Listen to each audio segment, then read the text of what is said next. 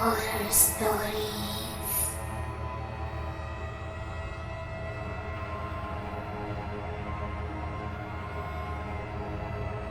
Spain में समुद्र से लगा एक छोटा सा पहाड़ी शहर है सेंटा लूसिया। सफेद दीवारों वाले घर, छोटी छोटी गलियां और हर घंटे चर्च की घंटी की आवाज। दिन के वक्त ये जगह एक पोस्ट कार्ड, एक पेंटिंग जैसी लगती है, लेकिन रात होते ही सेंटा लूसिया की हवा में एक अजीब सी ठंडक घुल जाती है। ये कहानी 19 साल के मैटियो गुरेरो की है, जो हाल ही में स्पेन के मैड्रिड से सेंटा लूसिया आया था। वो एक आर्किटेक्चर स्टूडेंट था जो पुराने यूरोपियन टाउन्स की बिल्डिंग्स स्टडी और डॉक्यूमेंट करता था। सेंटा लूसिया के एशियन चर्च और 100 साल पुराने घर उसकी रिसर्च का हिस्सा थे। सेंटा लूसिया एक बहुत ही सुंदर सा टाउन था, लेकिन बेहद खामोशी थी वहाँ। मैथ्यू ने नोटिस किया कि शाम होते ही लोग जल्दी जल्दी अपने घर चले जाते हैं। कोई भी आदमी अंधेरा होने के बाद बाहर घूमता हुआ नहीं दिखता था। एक शाम मैथ्यू चर्च से लगी एक पुरानी सिमेट्री यानी कब्रिस्तान की रिसर्च कर रहा था। तब मैथ्यू ने एक अजीब सी चीज नोटिस की। उस सिमेट्री के अंदर एक कब्र के पास एक टूटा हुआ वेडिंग आर्च खड़ा था, जैसे किसी ने कभी वहां शादी की हो और फिर उसे छोड़ दिया। आर्च पर सूखे हुए फूल लटक रहे थे। उस आर्च गेट के नीचे मिट्टी का रंग बाकी जगह से थोड़ा ज्यादा काला था। मैथ्यू ने इस बात पर ज्यादा ध्यान नहीं दिया, लेकिन उस रात से उसके साथ एक अजीब सी चीज शुरू हो गई। रात के वक्त जब वो अपने गेस्ट हाउस के कमरे में काम कर रहा था, उसे बाहर से हल्की सी कदमों की आवाज सुनाई दी, जैसे कोई कपड़े की हल्की घिसावट हो। मैथ्यू ने विंडो के बाहर देखा।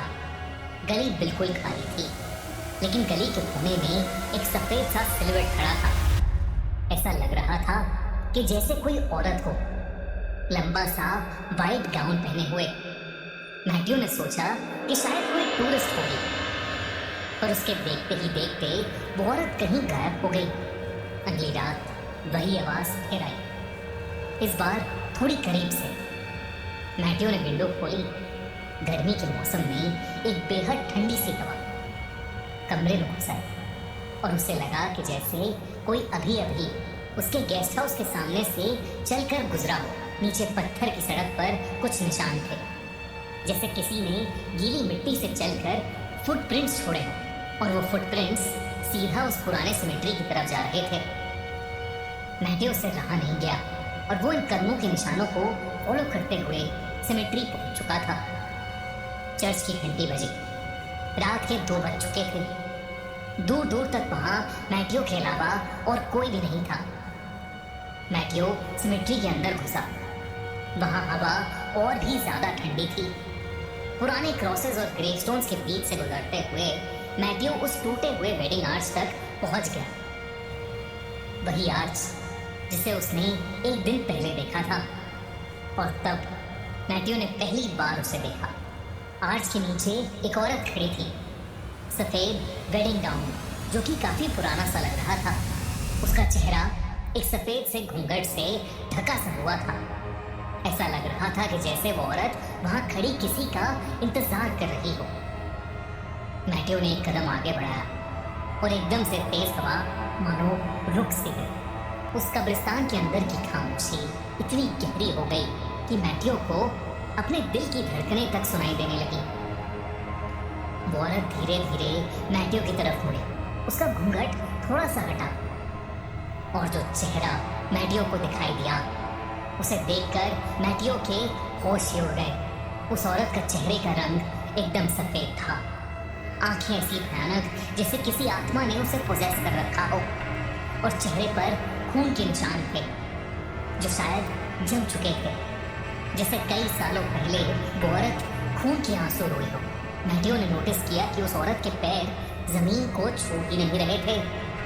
मैथ्यू का पूरा शरीर ठंडा पड़ गया और वो जैसे फ्रीज सा हो गया।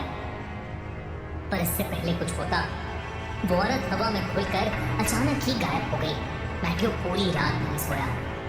सुबह जैसे ही गेस्ट हाउस का बूढ़ा केयरटेकर वहां आया, मैथ्यू ने उससे उस औरत के बारे में पूछा। केयरटेकर ने पहले कुछ नहीं कहा, लेकिन जब मैथ्यू ने उस कब्रिस्तान की वेडिंग आर्ट्स का जिक्र किया तो उस केयरटेकर का चेहरा सफेद पड़ गया। उस बूढ़े केयरटेकर ने बताया कि ये कहानी 1889 से शुरू होती है। उस साल सेंटा लूसिया में एक शादी होने वाली थी। दुल्हन का नाम था इजाबेला रोमेरो और दूल्हा था हावियर मोरालेस। टाउन के सबसे खुश कपल के रूप में उनकी शादी सेलिब्रेट हो रही थी। मंडप उसी कब्रिस्तान के पास बनाया गया था क्योंकि चर्च में रेनोवेशन का काम चल रहा था। शादी की रात सब लोग इकट्ठा हुए। इजाबेला अपने वेडिंग गाउन में मंडप तक पहुंची, लेकिन उसका दूल्हा कभी आया ही नहीं।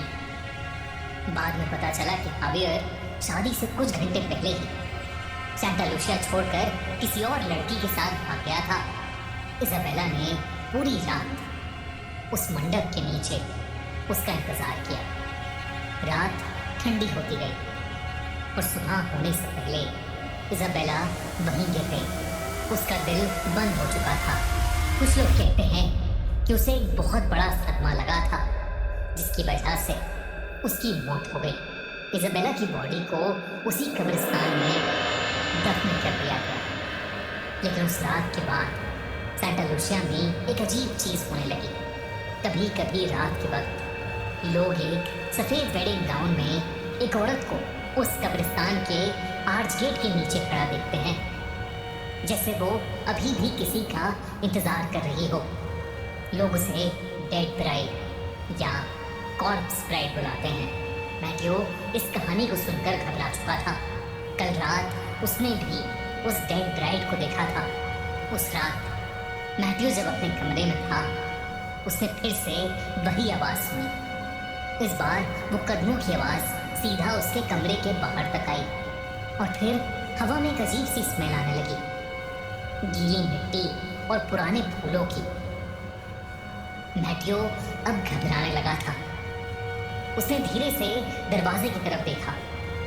दरवाजे के नीचे से एक परछाई नजर आ रही थी, जैसे कोई बिल्कुल दरवाजे के सामने खड़ा हो।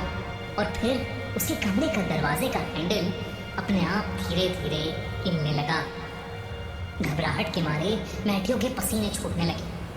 तभी हैंडल हिलना रुक गया और फिर दम से कमरे का दरवाजा अपने आप खुल गया। मैथ्यू की चीख निकल गई, लेकिन दरवाजे पर कोई था ही नहीं। और कुछ सेकंड्स बाद कदमों की आवाज वापस दूर चली गई और तभी मैथ्यू की नजर उसके कमरे की खिड़की पर गई। खिड़की के बाहर वही भयानक दिखने वाली औरत खड़ी थी, उसी सफेद वेडिंग गाउन में, अपनी भयानक आंखों से मैथ्यू को ही घूरती हुई। और फिर अचानक ही वो गायब हो गई। मैथ्यू फिर से रात भर नहीं सोया और सुबह होते ही उसने ये सब जाकर चर्च के प्रीस्ट को बताया। और उस प्रीस्ट ने कहा कि आज तक किसी ने उस डेड ब्राइड को ऐसा करते नहीं देखा। उस प्रीस्ट ने पूछा कि जब मैथ्यू पहली बार सिमेट्री गया था तो वो वहां से कुछ लाया तो नहीं था। तब मैथ्यू को याद आया कि वो वहां से कुछ सूखे फूल ले आया था। प्रीस्ट ने कहा कि शायद इसी वजह से वो आत्मा मैथ्यू के घर तक आ गई है और शायद उस आत्मा को ऐसा लग रहा है कि उसका दूल्हा उसे लेने वापस आ गया है। प्रीस्ट ने मैथ्यू से कहा कि उसे फौरन ये शहर छोड़कर चले जाना चाहिए, वरना शायद वो औरत उसका पीछा कभी नहीं छोड़ेगी।